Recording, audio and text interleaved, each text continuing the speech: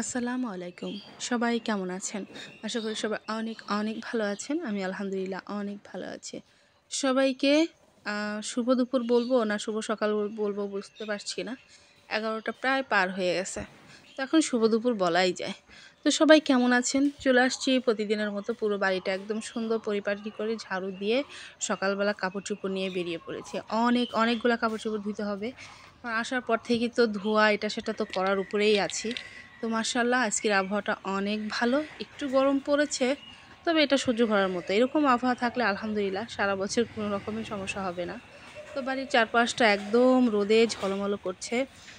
আর আজকে যাবো একটু বাজারের দিকেও যেতে হবে। আর অনেকদিন ধরেই আমার নাকফুলের কি বলে তালাটা একদম হারিয়ে গেছে। তারপর থেকে পুরো নাকটা খালি আছে।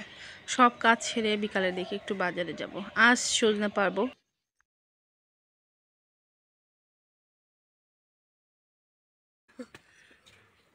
তাইলে তাই নিবি আমার হয়ে যেত তাইলে তুই আনবো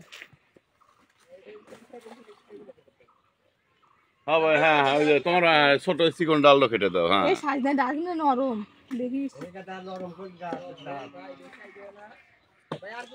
না হয়েছে ভাই, মেলা হয়েছে, ধন্যবাদ। এত কেটে খাবি হ্যাঁ হয়েছে হয়েছে হয়েছে, এখন মিলেমিশে ভাগ করে তোমাকে লিয়ে খাই দেবো পুরে। হ্যাঁ সজনে পেড়ে ডালগুলো সব পানির মধ্যে পড়ে আছে। তো এই তো এটাও আমার এক দেবর হয়, পুকুরে খাইতে দিতে আসছে। তো এই সুযোগে বললাম ওকে দিয়েই পানি থেকে উঠিয়ে নিয়ে আসি, কারণ সজনে গাছটা এমন সাইডে হয়েছে পুরো হেলে পুকুরের উপরে পড়ে আছে। তো যাই পারুক সব পুকুরের নিচে চলে যায়। তো এই দেবরটা ভাই, ছোট ভাই উপরে তুলে দিল।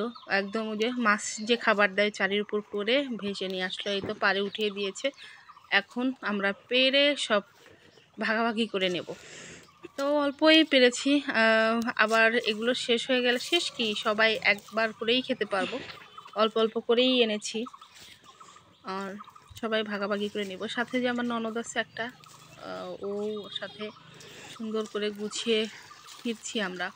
মাশাল্লাহ সজনেটা অনেক বেশি ইয়াও হয়নি, পাকাপোক্তও হয়নি, আবার দেখা যায় যে খুব একটা যে নরম আছে সেটাও না। তো এগুলো আবার এরকম সময় খেলে অনেক মজা লাগে।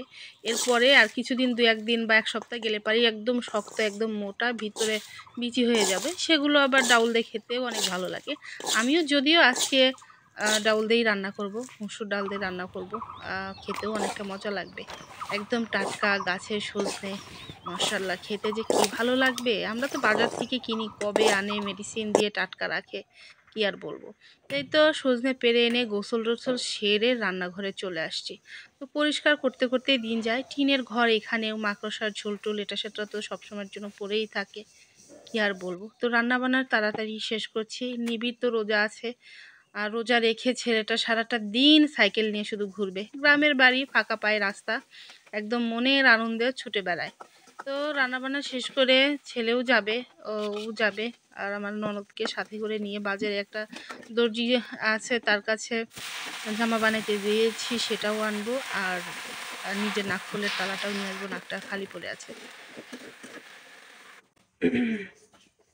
কি করবো এখন, গ্যাস শেষ হয়ে গেল। এই শাক ভাজিটা সবে উঠায় দিলাম, আর এর মধ্যেই গ্যাসটা শেষ। একটু একটু জ্বলছে। এখন গ্যাস আনবে, তারপরে আবার রান্না শুরু হবে। এখনই নিভে যাবে, কি আর করব। গ্যাস আনবে, তারপরে রান্না। গ্যাস নিয়ে আসলো, আধা ঘন্টা সময় লেগেছে বাজার থেকে আনতে। এখানে যদিও গ্রামের বাজার খুব তাড়াতাড়ি, মানে সব ভোরবেলা শুরু হয়, আবার বিকালের দিকে আবার তাড়াতাড়ি বাজারটা শেষ হয়। আর এই তো এখন তুলে দিলাম সজনে সেদ্ধ দিয়েছি যে ডাউল দিয়ে, সেটাই ফোড়ন দিয়ে নেব। আর কি আর বলবো, আমার সাথে যে কি হচ্ছে, রান্না করতে আসলাম গ্যাস শেষ হয়ে গেল, এখন আবার কারেন্ট চলে গেল। এই তো সৌরবিদ্যুতের যে আলোটা আছে সেটা দিয়েই রান্না করছি, কিন্তু খুবই অন্ধকার লাগছে। আর টিনের, আমার এই রুমটাতে উপরে হচ্ছে প্লাস্টিকের টিন আলোর জন্য। তো প্লাস্টিকের টিন আমি বাড়িতে না থাকায় টিনটা পরিষ্কার করাও হয়নি। তো টিনটা শ্যাওলা পড়ে আছে, সেটা পরিষ্কার করলে ঘরে আর একটু আলো হবে, তখন আর লাইটও লাগবে না। আর টিনটা পুরনো হয়ে গেছে তো, আর বাড়িতে না থাকায় তো সব কিছুর মধ্যেই ধুলো পড়ে আছে। তো আজকে সজনে রান্না করব, লাউয়ের শাক আর ডিম ভুনা করব। আর গ্রামে আসলে আসলে কোনো কিছুর অভাব হয় না, খালি হাত পায়ে আসলে একবারই গেলে কোনো না কোনো সবজি পাওয়া যায়। তো আজকে কেমন জানি লাউ শাক ভাজা খাইতে ইচ্ছে করছিল, তবু যদিও আমার শ্বশুর বললো যে সারাদিন রোজা রেখে শাক দিয়ে ভাত খাবা, আবার যেন পেটে গ্যাস হয় না, রোজা আছো সমস্যা হবে, পেট ব্যথা করবে।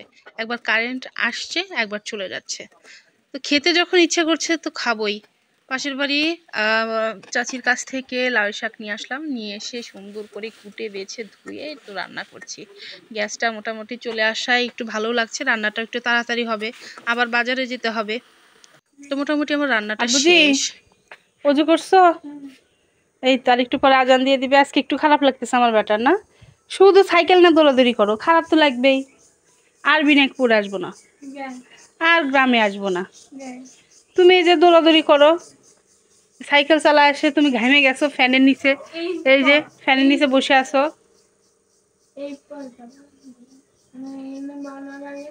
এইখানে ভালো লাগে, তুমি তো কথা শোনো না। এই যে পাটা ফুলায় কি করছো, তোমার পাটা ফুলে কি হয়েছে? দুইটা পা, হ্যাঁ? আমার ছেলেটার আমার মতো গরমে নাচলেই পা ফুলে। হুম, আর আসবো না, এই শেষ। কালকে যদি দৌড়াদৌড়ি করো, কালকে তাহলে সেহরিতে রাখবো না, মনে রাখো।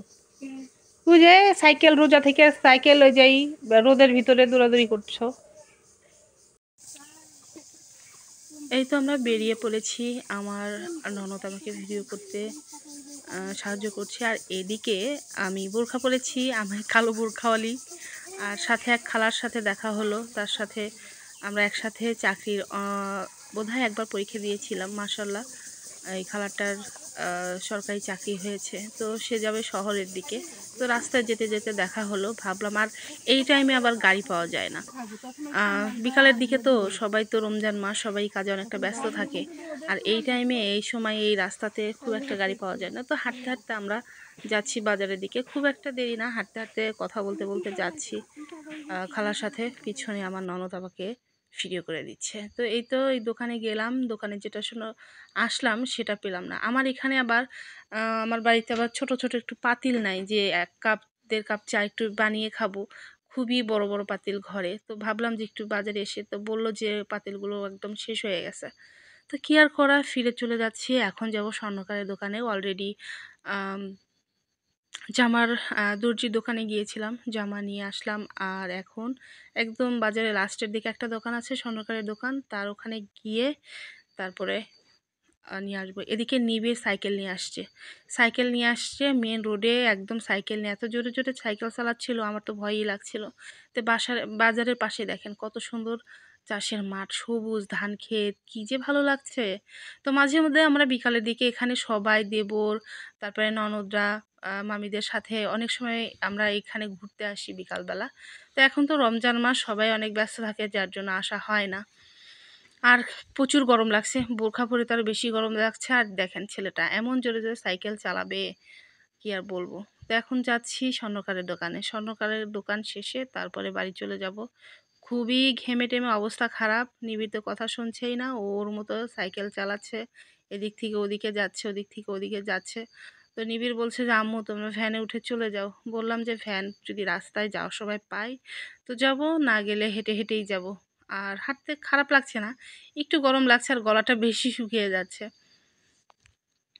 তো ননদদের সাথে কথা বলতে বলতে বাজারে আসলাম, বাজার থেকে যাচ্ছি। আর ভাগ্যিস সেই যে মোটরসাইকেলটা দেখছেন সামনে, উনি হচ্ছে স্বর্ণকার। এই দাদাটা চলে যাচ্ছিল, তো বললাম যে আমাকে নাক ফুলের থালাটা বানিয়ে দেন, তাছাড়া আর বাজারে আসা হবে না। এখন সে বন্ধ করে চলেই যাচ্ছিল। তো আমাদের চেনা পরিচিত, তো তাই আমাকে চট করে একটা নাকফুলের তালাটা বানিয়ে দিল। আর অমনি আমরা বাজারে থেকে আবার চলে যাচ্ছি। তো এখনো ভ্যান পাচ্ছি না, কিছুক্ষণ দাঁড়িয়ে থাকলাম। তো আমার ননদকে বললাম যে হাঁটি, হাঁটতে হাঁটতে যদি ভ্যান পাই তখন চলে যাব, অটো পেলে চলে যাব। তো সব মাশাল্লাহ বলতে বাড়িতে চলে আসায় রাস্তায় এটা আমাদের নতুন পুকুরে আমার দেবর মাছকে খাইতে দিচ্ছে। আহ তো মাছের খাদ্য ওই বড় চারের ভিতর ভিজিয়ে রাখলো, আমি ওর সাথে কথা বলছি। এখানে নাকি অনেক রকমের মাছ ছাড়া হয়েছে, ট্যাংরা মাছ, শিং মাছ, তারপরে কাতল মাছ, মিরকা মাছ, পাবদা মাছ, মানে সব রকমের মাছই এ পুকুরে ছাড়া আছে। তো এত খরার সময় বারবার শুধু পানি দিতে হয়, সারা রাত পানি দিতে হয়, তাছাড়া শুকিয়ে যাচ্ছে। পুকুরের পানি। আসো, এবং ওই আসো। যে পুকুরের ওপারে যে ঘরটা দেখছেন এ ওটা আমার এক নামে চাচা এসো, নামে এসো, শ্বশুরের নামে ঘর। এসো, নামে এসো। কথা বলে শুনে ছেলেটা একটু কথা শোনে না, এইটুক ভাঙা রাস্তা সাথেই পুকুর, একদম এদিক থেকে সেদিক হলে পারেই একদম নিচে পড়ে যাবে। আর এই জঙ্গলের মধ্যে দিয়ে এত মামি এখানে সাপ কি রান্নার আর ঘর। বলবো, এখানে আবার সাপের মানে বেশি গরমের সময় আসলে বড় বড় একদম কি যেন সাপ বলে, ঘুমা সাপ যাকে বলে, কামড় দিলে তো একদম সুন্দর শেষ। লাগছে। তো মাশাআল্লাহ বিকাল দিকে ভালোই লাগছে আবহাওয়াটা। এদিকেই তো সামনে এখানে পটল বনেছে শুনলাম এনার কাছ থেকে। আর গ্রামে আসলে এটাই ভালো লাগে, বিকালের দিকে একটু সময় পেয়েছি। তো আজকে যেটুকুই সময় পাই 10-15 মিনিটের জন্য লাইভে আসব, দেখা যাক কি হয়। আর আজকের এই ভিডিওটা কালকে আগামীকাল দিব, দেখা যাক সবাই একটু দেখবেন। আর যারা আমার ভিডিও দেখছেন এখন পর্যন্ত লাইক দেননি, অবশ্যই একটা লাইক দিয়ে দিবেন। আপনাদের একটা লাইক আমার কাছে অনেক অনেক মোটামুটি মূল্যবান। আমাদের বাড়ির সামনে একটু পরিষ্কারই লাগছে, দেখেন।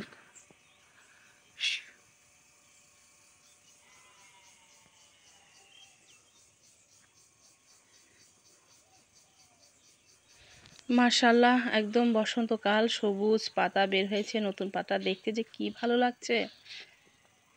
আমাদের এই গাছে গোলাপজাম ধরেছে, ফুল এসেছে, কিন্তু আমি কোনো বাড়ি খেতে পারি না, হয় থাকি না, আস্তে আস্তে সবাই খেয়ে ফেলে, কি হয় আল্লাহ জানে, আর এখানকার মানুষ জানে। মাশাআল্লাহ আমাদের গাছে এবার অনেক আম ধরেছে।